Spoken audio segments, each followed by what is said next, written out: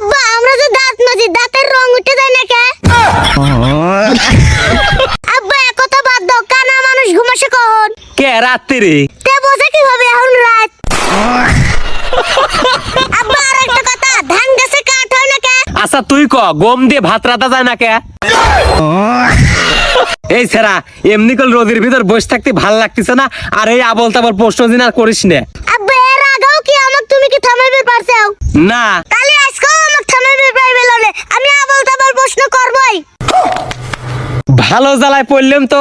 আচ্ছা প্রশ্ন কর। আব্বা তুমি বিয়ে করলা কে? ওই সবাই করে তো তাই করলাম। সবাই কোনে বিয়ে করে, আমি তো করি নাই। এই শালির চাল, তোর বিয়ের বয়স হয়েছে?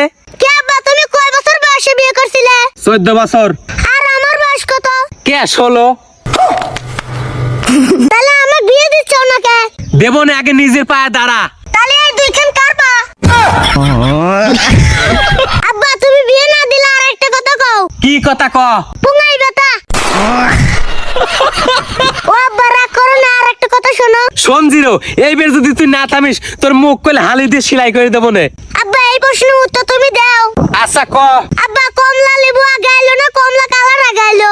তোর মায়ের কাছে যা শোনেক গা। তুমি আমার একটা প্রশ্নের উত্তর দাও না। আচ্ছা আমি বাদ মার কাছ থেকে শুনবো না। তুই যে আমাকে প্রশ্ন করতেছু না, তোর মাকে আইনস্টাইন বিজ্ঞান ও এসব প্রশ্ন উত্তর দিতে পারবি না নে।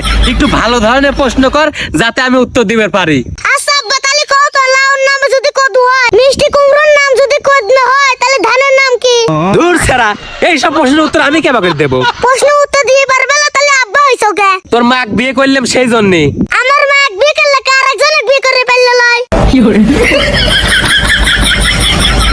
ও আব্বা ক। কোসে আমারও তো মুরগি ডিম পারে, কিন্তু ছাগল ডিম পারে না কে?